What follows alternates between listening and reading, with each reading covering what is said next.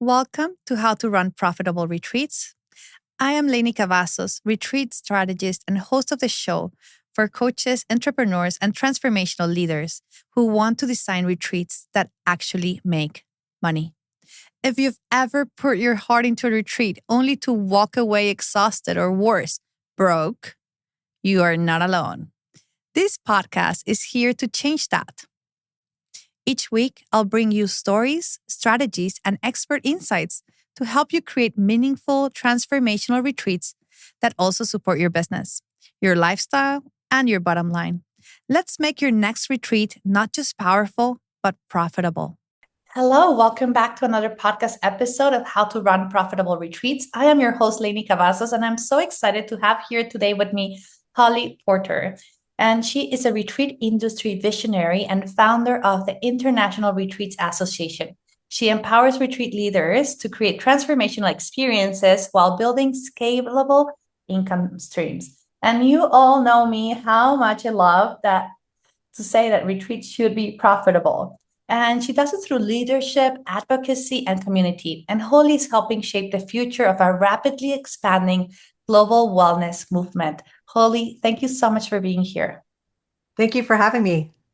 Yeah, so first of all, I want to know, what was the reason you were like, okay, we need an international retreats association in this space?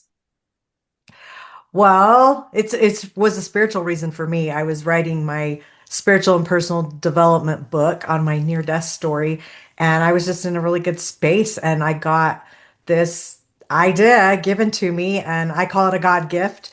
Um, I wasn't interested in starting another company. I had enough on my plate, and it's just when you're tugged in the right direction and you're called to do something, then I think we should listen. And I've learned that from definitely my near-death whole experience. So I started focusing on going down the rabbit hole of figuring out like what was going to entail and everything, and realized that there's really not one that exists to encompass the whole ecosystem of retreats. And so I got my book done. That was my goal, was to set it aside and don't focus on it until the book was done, which was only, a few weeks later.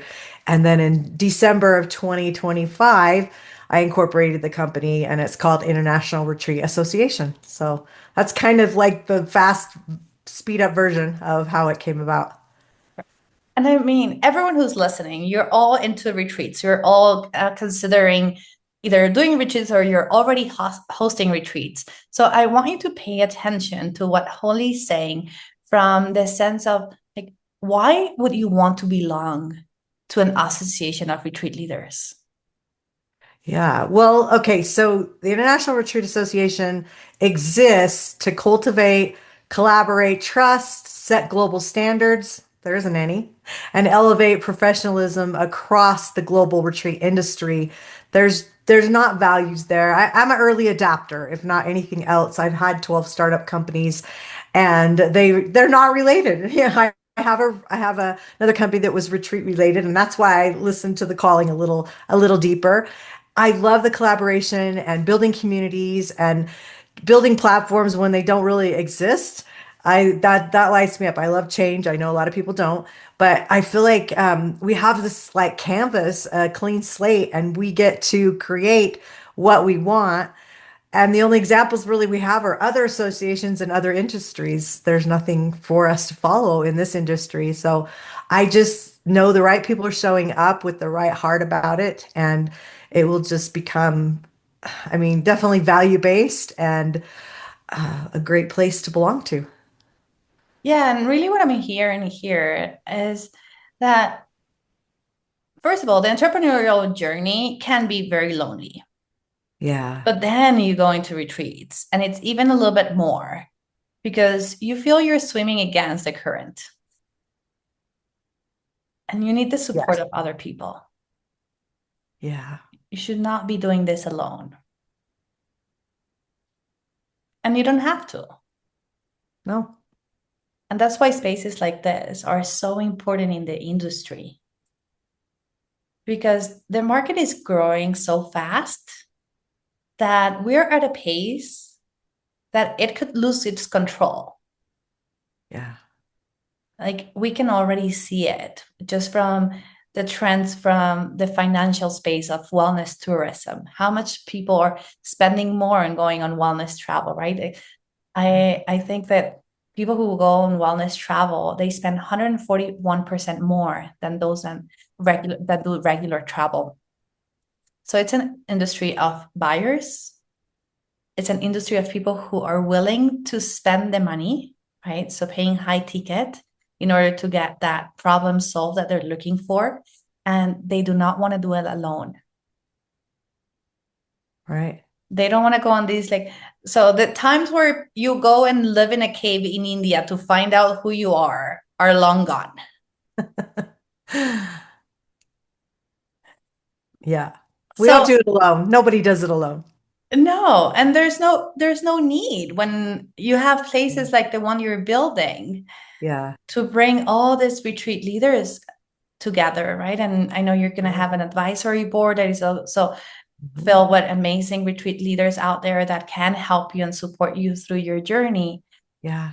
so you can also move faster. Right. Definitely. Yeah, I mean, why figure it out on your own? The best, I mean, for me, I always seem to make the same, pardon me, the same mistakes 3 times before I figured it out. And like 3 times, that's like my magical number. And I just, I say to people, if you could figure it out watching somebody else's mistakes and not make those, how much faster can you move business along? How much faster can you create a community? Yeah, and I totally agree. And that's why like people come into like my master classes and then they work with me because they're like, why do it alone? Like, what's the point? If someone has already walked that path and then Yeah. they can show me how to do it better, Yeah. why would I try to become an expert on something that is not my zone of genius? Well, in life, there is a lot of things in life that are pay to play. You pay now or you pay later. You pay somehow or other. So a lot of people, they'll hear even their retreat attendees, oh, I don't have the money to do that. What's it going to cost you by not having that break in your life, going and get that transformation? How much more productive can you be? And that's as far as attendees. But let's talk about that as leaders. We also need transformation. We also need to work through our stuff just like everybody else. And there's a lot of ways you can do that. And a lot of them do cost money. And so it's like you've got to invest in the industry yourself because you're expecting people to invest in you. I would never want to hire a coach that didn't have a coach because that doesn't make sense. It's like you don't believe in you're not practicing what you preach, And I think retreat leaders need to also be taking that time in their schedules to go to other people's retreats and figure out like, oh, what could I do better? Or how could I do this differently? Or maybe it's a transformation you need as a leader to come back and be a better leader for your attendees. And it's just kind of like, to me, it's this whole domino effect and then comes back full circle again to what you want to offer and how you want to show up. Yeah, like for example, for me, before I started this business, and a lot of coaches out there that teach you how to do retreats. First of all, I am a consultant, not a coach, but like most people out there who teach you how to do retreats are like within the coaching space. Some of them are strategists. Yeah. But before I started this business, I went into retreats for 6 months. Every single weekend, I went to a retreat because I wanted to understand. I've been running events for like over, like, I think now it's like 20 years. So I've been running events for so long, but retreats are a little bit different. Yeah, they have certain things that, like the transformation of the things that are happening that you need to take into consideration, right? We've had people go off their meds during a retreat, right? There's all these like things that happen behind the scenes that does not happen when you're running a concert, an event, or a dinner or something like Yeah. that, right? So I knew that I needed to see both sides of the equation in order to help people better, my clients better, because you need to understand what do you need to provide as a retreat leader and what are the people on the other side expecting, because so many times it's very different to what we assume. Yeah. Yeah. So as a So retreat leader, if you're not going to other retreats, you're missing out. Yeah. on elevating your retreats, making them better, creating connections, growing your business, creating partnerships, joint ventures. There's so many things that you're leaving on the table Hmm. by not attending other people's retreats. Well, and sometimes it could be just be realizing what you don't want too, not just what you Yes. want, but what you don't want, because some leaders show up in a way that maybe don't you don't resonate with. And everybody, that's why it's the beauty of so many different kinds of retreats and different kinds of retreat leaders internationally, because everybody has their own flair and there's room for everybody. The industry has 2 to 3 million estimated retreat leaders, but how many people do we have in the world now? I mean, how many billion is it? Is Like it 9 billion? eight or Eight? yeah, we're going towards nine, I think. Yeah, that's what I was thinking. And it's like, that's a lot of freaking people. And the travel industry is $1 trillion business, and the estimated retreat, it's 222 billion in 2024. It's estimated to be 230, let's see, 233, I think. No, sorry, 333 in 2029. It's like 3 years ahead of schedule from 4 years ago when I did the stats. It's just amazing. Like it's gonna be 363, sorry, that number. A little dyslexic. That came. Yeah. And so 3 years ago, 4 years ago when I was doing research, it was 364, but 3 years later. So like we're ahead of schedule. I mean, it's if COVID taught us anything, it taught us that we want in-person things to do and we want to build communities and we want to be together. And in person is such a better way to do it than a Zoom. Zoom works, but being in person just it changes the whole energy, wouldn't you agree? Oh my God, yes. And in 2025, the marketing trends were showing that there was this increase back to in real life experiences, and it's following through in 2026. Like it's not stopping. And there is all these things psychologically that are happening behind when it comes to buying patterns of people. But Yeah, we have like the trust recession, right? Like people right. bought so many courses and people overpromise and then underdeliver. So they're like Yeah, people are a little bit more mindful of who they're choosing to work with and what programs they're signing up for. They're yeah. asking more questions. They're Yes. not going so much with the hype. But when you come to Yeah, an e-person, there's no way to like that does not exist, right? Like you get what you get. There is a certain amount of dates, and then you go do the work, right? So it just makes such a huge difference when it comes to selling retreats, selling right. experiences from this space of understanding that people are craving it and Yeah, rather invest their money in a place where they know they're going to actually meet the person and probably be able to ask the coach, the teacher, the guide, the questions that maybe in a group coaching program that has 300 people, they can't. yeah. It's so true. It's hard to get that. I feel like retreats are definitely fast track, faster pace. The end result, it's like that you just get it way faster. If you choose to. Obviously, you can be resistant and not, and you can go to an event and not get anything out of it if that's what you choose. But I would hope that when you're signing up for, especially a transformational type experience, that you go and you immerse yourself in the whole thing. Be all in. Shut off the phone. Just really, really be present. If I That's been my thing is learning to be present, and I mean years ago I raised 8 kids, so I had lots of teenagers in the house at once and they were all involved. I had four playing soccer on four different fields, and I was running a couple companies, plus I was like president of Rotary International, and I was actually over 1,400 soccer kids, like the regional commissioner. And I'm sitting there on the field and I'm showing up for them.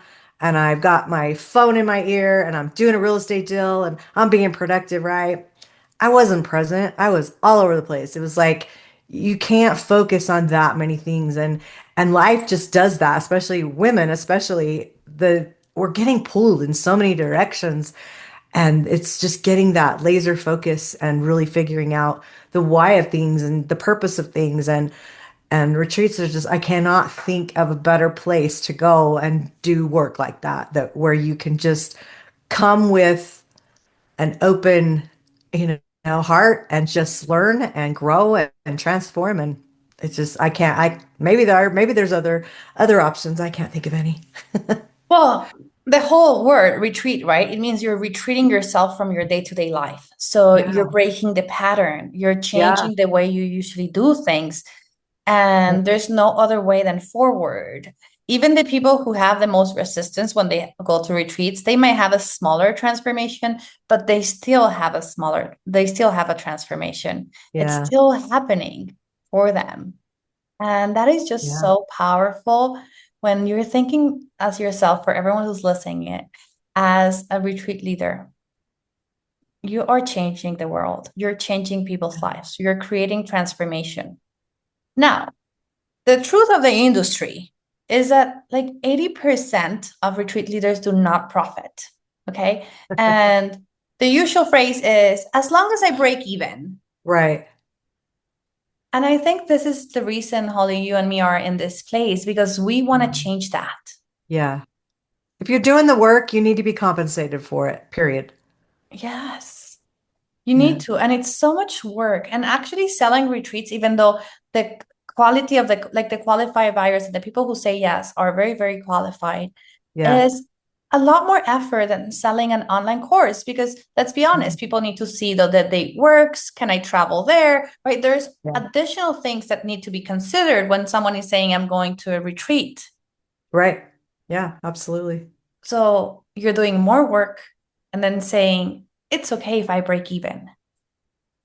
Right. It's not logical. And I know logic is the least common of the senses, Yeah. but really, like common sense is right. But anyway, Well, let's talk about break even. Break even financially, because how many hours did you put an effort of time did you put in creating that, spending time maybe doing pre-Zoom meetings with everybody, having conversations on the phone, like break even? Okay, so financially on paper you broke even, but no, you're in the hole, thousands, right. because your time, what is your time worth? That value has got to be added into part of the retreat. Just showing up at the retreat isn't the time.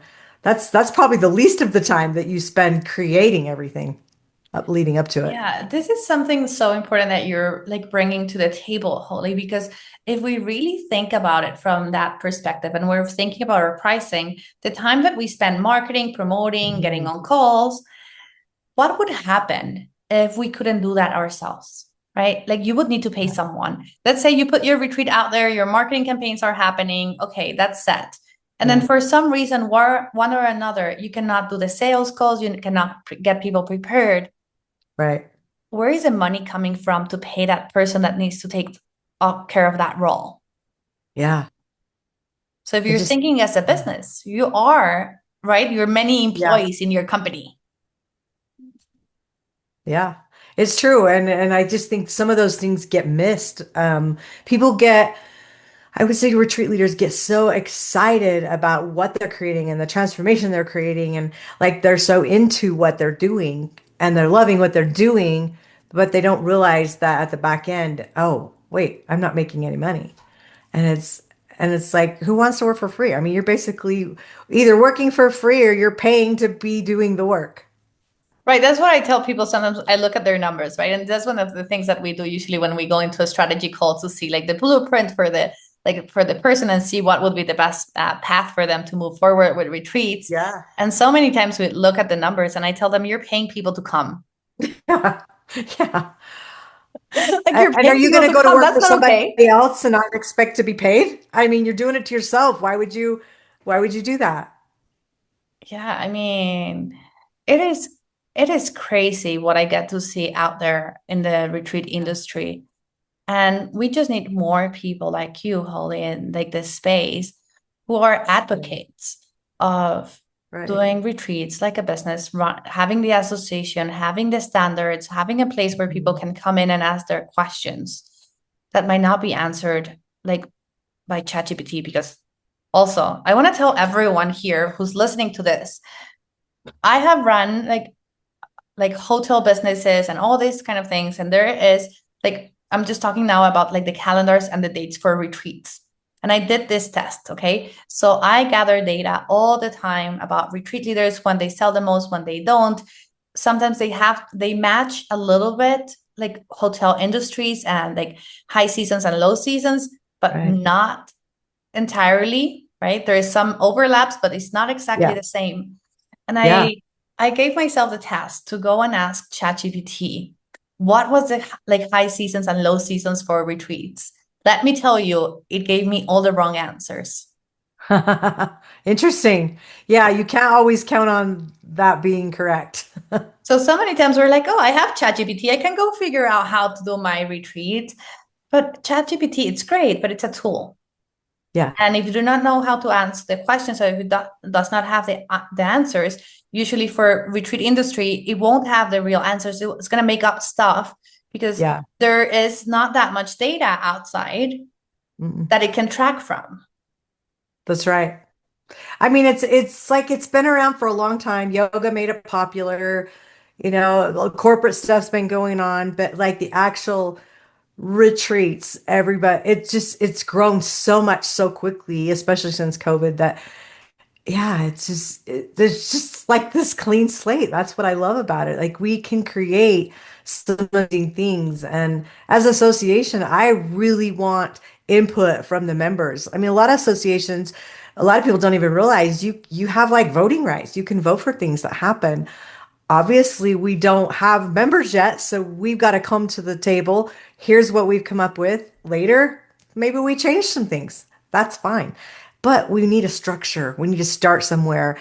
And to me, I know everyone I'm curating for, especially like the leadership council piece of it, and we'll have ambassadors and we'll have the, advisory boards. We'll have all these things.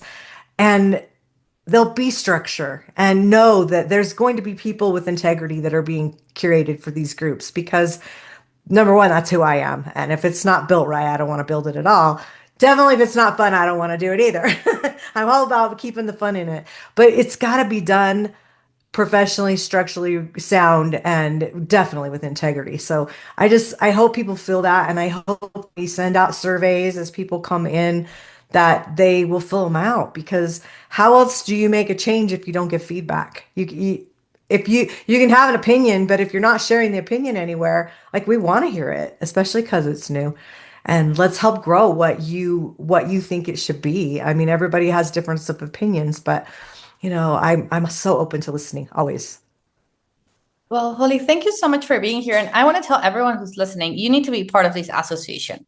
It's like a no-brainer, first of all. And second of all, you are going to be in the room with other retreat leaders. Isn't this so powerful? So in the show notes, you can find the link to go check the International Retreat Association.org. And also, Holly, how can people find you if they want to see a little bit more about you? Yeah. By the way, it's a wait list now. So if you see the link, go get signed up, and then you'll get all the deets sent to you. So where can they find me right now? Really, I'm on all social media platforms. That one link will link you to social, my website, everything's on that one. So the link tree. So yeah, find it there and come and let's get connected. And even my email's on there. It's open. If you have comments, concerns, questions, I'm always open to listening. Well, thank you Thank so much, you. Holly, for being here today as our guest. And I can't wait to see what is going to turn out of this association. And for everyone who's listening, thank you so much for being part of this episode. And join me in my next masterclass sold out on profitable retreats. You can find links on the show notes as well. And I'll see you all next week. Bye.